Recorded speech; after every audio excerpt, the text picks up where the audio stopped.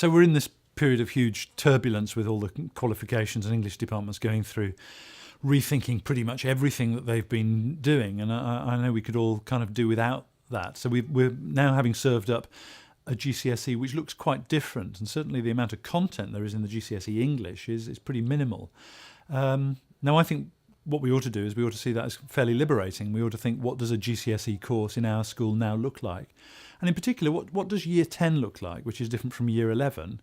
And what does the beginning of Year 11 look like, which is different from the end of Year 11? So that what you're starting to do is to have some sense that the examination system is not driving everything else. And actually the way has been cleared for us to say what are the texts that we think are important and what are the experiences we think are important.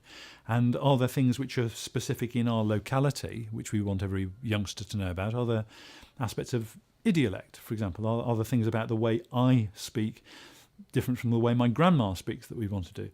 In other words, there is a real opportunity for English departments to say what is important through here and to come up with a curriculum which is rich and diverse and exciting and distinctive locally.